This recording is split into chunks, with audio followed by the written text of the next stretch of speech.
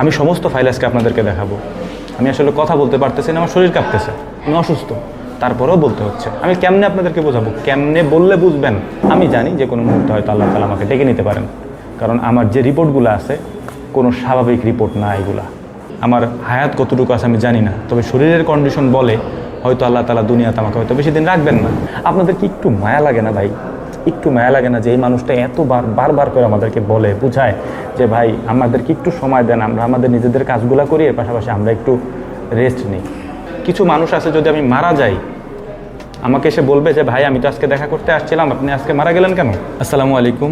এই মুহূর্তে আমি হসপিটালের মধ্যে, হসপিটালের ভেতরে থেকে কখনো ভিডিও আমি তৈরি করি নাই, বাধ্য হয়ে আজকে হসপিটালের ভেতরে থেকেই ভিডিও তৈরি করতে হচ্ছে। আপনারা আমার সমস্যা সম্পর্কে জানার খুব আগ্রহ, তাই না? আমি সব বলে দিচ্ছি আপনাদেরকে। আমার হার্টে সমস্যা, আমার লিভারে সমস্যা, আমার ব্রেনে সমস্যা, আমার হাতে সমস্যা, প্যারালাইজড, এক হাত ঠিকমতো কাজ করে না, এভাবে যদি আমি ধরে রাখি এটা ব্যালেন্স ঠিক থাকে না। আরও কত যে সমস্যা আছে সেগুলো আমি আপনাদেরকে না বলি, কারণ সমস্যার কথা বলতে ভাই ভালো লাগে না। সামনাসামনি যেটা দেখেন এটা করতে হয় শুধুমাত্র আমাদের একটা ব্যবসা চলে যেটা অনলাইন ভিত্তিক, যেটার জন্য আমাকে ভিডিও করতে হয়, না হলে আমার পরিবার আমাকে জীবনেও কোনো দিন ভিডিও করতে দিত না। এই যে পরিমাণ মানুষের চাপ, এত মানুষ আসতেছে, আমি জানি আমার এই ভিডিওতে কিচ্ছু যায় আসে না। কিছু মানুষ আছে যদি আমি মারা যাই আমাকে এসে বলবে যে ভাই আমি তো আজকে দেখা করতে আসছিলাম, আপনি আজকে মারা গেলেন কেন? আপনি তো কালকেও মারা যেতে পারতেন। ওয়াল্লাহি, আল্লাহর কসম করে বলতেছি ভাই, এরকম মানুষও আসে আমাদের এখানে। তো আমি তো আমার শরীরের কন্ডিশন সম্পর্কে জানি, আমার হায়াত কতটুকু আছে আমি জানি না, তবে শরীরের কন্ডিশন বলে হয়তো আল্লাহ তাআলা দুনিয়াতে আমাকে হয়তো বেশি দিন রাখবেন না। এ কারণে আমি আমার নিজের শরীরের শারীরিক কন্ডিশনের কথা চিন্তা করে জনকল্যাণমূলক কাজ যতটুকু পারি আমার এলাকায় হোক গ্রামে হোক সেগুলি করা শুরু করেছে। কারণ আমার মৃত্যুর পর আমার উপার্জিত টাকা দিয়ে কেউ এই কাজ করবে না। তা আমি নিজেই সেই কাজগুলি করার জন্য বেশ কয়েকটা প্রজেক্ট হাতে নিছি, আমি ওই কাজগুলো করার চেষ্টা করতেছি, কারণ আমি মারা যাওয়ার পর সাদগায়ে জারি হিসেবে ওই কাজগুলো থাকবে। আমি এত বড় বড় সিদ্ধান্তগুলো নিছি নিজের জন্যে যে আমি কতদিন বাঁচি আমি জানি না। তো আমাকে আমার আখের গোছানো দরকার, পরবর্তী জীবনের জন্য আমাকে কিছু করতে হবে। সেই বিষয়গুলোর জন্যই মূলত হচ্ছে যে আমি আমার অনলাইন ভিত্তিক কাজগুলো কমিয়ে দিয়ে আমি হচ্ছে যে সামাজিক কাজগুলো করার চেষ্টা করছি। খামারের ভিডিওগুলো আমি কম দিই, এটা আপনারা জানেন। আর আমি আবারও বলতেছি, শুধুমাত্র অনলাইন বিজনেস করার কারণে আমাদেরকে ভিডিও দিতে হয়, না হলে আমার পরিবার আমাকে জীবনেও ভিডিও করতে দিত না। কারণ এত মানুষের চাপ প্রতিদিন, মানে আপনি গুইনে সারতে পারবেন না। আমরা তো শুক্রবারে একবার বলেছিলাম যে শুক্রবারে আসেন, কিন্তু শুক্রবার তো দূরের কথা ভাই, প্রতিদিন কেউ যদি মনে করেন হাইটাও বাড়ির পাশ যাইতেছে তো ঢুকে যেতেছে বাড়ির ভিতরে, ভাই আপনার সাথে একটু দেখা করতে আসলাম, একটা ছবি তুলতে আসছি। ভাই বাঁচতে দেন ভাই, আল্লাহর ওয়াস্তে একটু বাঁচি, সুস্থ হই, তারপরে আসেন। আমি আপনাদেরকে একটু দেখাই, এদিকে আসো। এইটা আমার এমআরআই রিপোর্ট, এইটা এমআরআই রিপোর্ট, সিটি স্ক্যানের রিপোর্ট, ব্রেনের সমস্যা। একই কথা মানুষকে বারবার বুঝাইতে হয়। ধরেন একজনে খামার বিষয়ে পরামর্শ নেওয়ার জন্য আসছে, আমি আপনাকে কয়বার বোঝাবো বলেন? একটা মানুষ আসছে দূর থেকে দেখা করার জন্যে, সে এসে কিছুই বলে না, আমাকে সামনে এসে বসায় রাখে, ঘন্টার ঘন্টা তাদের সামনে বসে থাকতে হয়, কোনো কথা বলা নাই। সে কিন্তু কোনো কথা বলে না, সে বলে যে ভাই আমি আপনাকে দেখতে আসছি। এই যে এখন যে আমার সমস্যাটা হচ্ছে, ধরেন আমি কথা মানে ঠিকমতো বলতে পারতেছি না, আড়াই যেতেছে আর কি, আওড়ায় যায় আর কি। এই সমস্যাটা আজ থেকে প্রায় 3 বছর আগে হয়েছে। সেই সমস্যাটা আমার এখনও শুরু হয়েছে আবার, শুধুমাত্র মেন্টালি প্রেশারের কারণে, স্ট্রেসের কারণে। মানুষ এত বেশি প্রেশার আমাকে দিচ্ছে, এখন আমি কি করব বলেন? আপনারা আমাকে বলেন আমি কি করব? আমি বিজনেসটা বন্ধ করতে পারতেছি না বা ভিডিও বন্ধ করতে পারতেছি না, শুধুমাত্র আমাদের আন্ডারে এতগুলো মানুষ কাজ করে, এতগুলো মানুষের পরিবার কাজ করে, সেই জন্য আমার দায়বদ্ধতা থেকে। নাহলে ভাই আমি আমার পরিবারের একমাত্র সন্তান, কোনো মা কোনো বাবা চাইবে না তার সন্তানটা দিন দিন এইভাবে মৃত্যুর দিকে ঝুঁকে যাক। আমি এত কষ্ট করে এই পর্যন্ত আসছি, কিন্তু আমার শারীরিক কন্ডিশনের অবস্থা সম্পর্কে জানলে আপনি চোখে পানি রাখতে পারবেন। আমার লিভারের প্রবলেম, আমার হার্টে সমস্যা।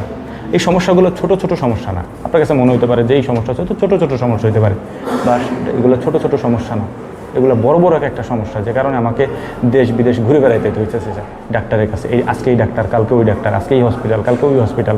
আপনাদের কি একটু মায়া লাগে না ভাই? একটু মায়া লাগে না যে এই মানুষটা বারবার করে আমাদেরকে বলে বুঝায় যে ভাই আমাদেরকে একটু সময় দেন, আমরা আমাদের নিজেদের কাজগুলো করি, এর পাশাপাশি আমরা একটু রেস্ট নিই?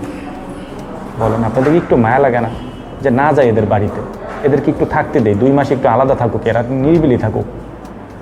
যাই হোক, আমি কথা বাড়াইতে চাচ্ছি না, এটা হসপিটাল, আমি আস্তে আস্তে কথা বলতেছি। এখানে প্রত্যেকটা মানে ওয়ার্ডে ডাক্তাররা আছেন, আমি অনুমতি নিয়ে নিছি কথা বলার জন্য এখানে, কারণ আমি এখন এখানে কথা বলতেছি, আনিস ভাই ওইখান থেকে কন্ট্রোল করতেছে বাড়িতে, যে লোক আসছে তাদেরকে বিদায় দেওয়ার জন্য, বা আমাদের ওখানে যারা কাজ করে তাদেরকে বলতেছে যে সুন্দর মতো গাড়িতে উঠাই দিয়ে আসো। আমরা কি করব বলেন? আমাদের কি করার আছে? যাই হোক, আমি জীবনে কোনো দিন আপনাদের কাছে আবদার করি নাই, আজকে একটা আবদার করতেছি। আমার এই আবদারটা রাখতে হবে, যারা আমাকে ভালোবাসেন আমার এই আবদার রাখতে হবে। আমার এই আবদারটা হলো, আমার এই আজকের ভিডিওটা অন্ততপক্ষে আপনারা শেয়ার করে মানুষের কাছে একটু ছড়াই দিবেন, যেন মানুষ জানতে পারে যে ওনাদের বাড়িতে আপাতত যাওয়াটা ঠিক না। কারণ এই মানুষটাকে একটু সুস্থ হইতে দিই। দেখেন, আমি আপনাদের সবার সাথে দেখা করব, প্রয়োজনে আমার খামার থেকে গরু জবে করে, ছাগল জবে করে দাওয়াত করে আপনাদেরকে খাওয়াবো। প্লিজ আমাকে একটু সুস্থ হওয়ার সুযোগ দেন ভাই। আমি আর এই মেন্টাল প্রেশার নিতে পারতেছি না, আমি এই ট্রমা, এই স্ট্রেস আমি নিতে পারতেছি না ভাই। আমার শরীরের সমস্যা, ব্রেনের সমস্যা, হার্টের সমস্যা, লিভারের সমস্যা, আমি কেমনে চলবো বলেন? হাতের সমস্যা, আমি হাত দিয়ে কাজ করতে পারি না ঠিক মতো। এক্সারসাইজ করতেছি, রাতে 11টার সময় মানুষ চলে আসছে যে ভাই দেখা করতে আসেন। এক্সারসাইজ বন্ধ করে দিয়ে আমি চলে গেছি তাদের সাথে দেখা করার জন্য। আর আমার মধ্যে এই জিনিসটাও কাজ করে না যে একজন মানুষ বাড়িতে আসছে, আমি দেখা করবো না, ঘরের মধ্যে শুয়ে থাকবো, বসে থাকবো। আসে না এটা। মনে হয় যে মিথ্যা কথা বললে আল্লাহর কাছে দায়ী থাকতে হবে। দেখেন, আমি আমার জায়গা থেকে সব কিছু আপনাদের কাছে বলে দিলাম। তারপরেও লাস্ট একটা কথা বলি, এটা লিস্টের বাইরে।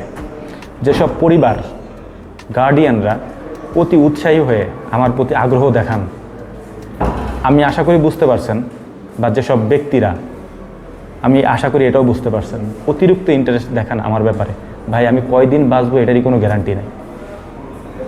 আমি জানি কারোরই গ্যারান্টি নেই, তবে আমি আমার নিজের শরীর সম্পর্কে জানি। আমি ইদানিং যে সামাজিক কাজগুলো করি, আমি জানি যে কোনো মুহূর্তে হয়তো আল্লাহ তাআলা আমাকে ডেকে নিতে পারেন। কারণ আমার যে রিপোর্টগুলো আছে কোনো স্বাভাবিক রিপোর্ট না এগুলা, ঠিক আছে? কারণ আমি আমার রিপোর্ট সব কিছু, আমি সাহসী মানুষ, সব ডাক্তারের সাথে আমি নিজেই কথা বলি, আমি বলি আমাকে বলেন কী হয়েছে আমার। তারা আমাকে বলে, যখন বলে তখন আমি বুঝি হয়তো এই দুনিয়ায় বেশি দিন আমার থাকা হবে না।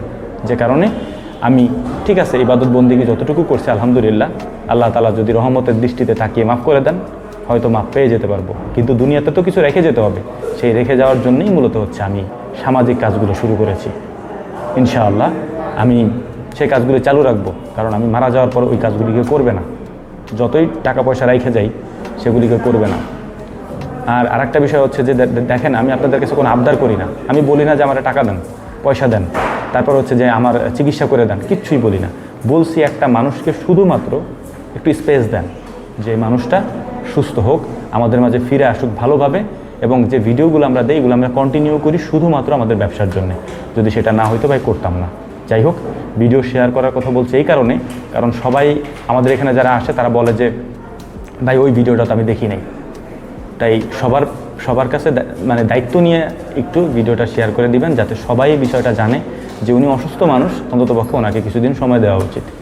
আমি আপনাদের কাছ থেকে সময় চেয়ে নিচ্ছি এবং আল্লাহ তাআলার কাছে ক্ষমা চেয়ে নিচ্ছি। আমার কথা যদি আপনারা কষ্ট পেয়ে থাকেন, আমাকে ক্ষমা সুন্দর দৃষ্টিতে দেখবেন। এর পাশাপাশি আপনাদের কাছে আবদার থাকবে আমার জন্যে, কারোর মনে যদি কোনো কষ্ট থাকে সেটা মাফ করে দিবেন। কারণ হায়াত মউতের কথা বলা যায় না, আজকে রিপোর্টের পরে হয়তো সুযোগ আমার কাছে আর নাও আসতে পারে আপনাদের কাছে ক্ষমা চাওয়ার। তো আপনারা আমাকে ক্ষমা করে দিবেন, ক্ষমা সুন্দর দৃষ্টিতে দেখবেন। আমি যদি কারোর সাথে খারাপ ব্যবহার করি সেগুলো ক্ষমা করে দিবেন। আমি সারা বাংলাদেশে যত মানুষ আমাদের ভিডিও দেখেন আমি সবাইকে অনুরোধ করব। এর পাশাপাশি এটাও আল্লাহর কাছে দোয়া করি, আল্লাহ তাআলা আমাদেরকে শেফায়ে আজেলা, শেফায়ে আমেলা দান করুন। আর দুনিয়া থেকে কবে চলে যায় জানি না, কাউকে কষ্ট দিয়ে থাকলে ক্ষমা করবেন। আসসালামু আলাইকুম ওয়া রাহমাতুল্লাহ।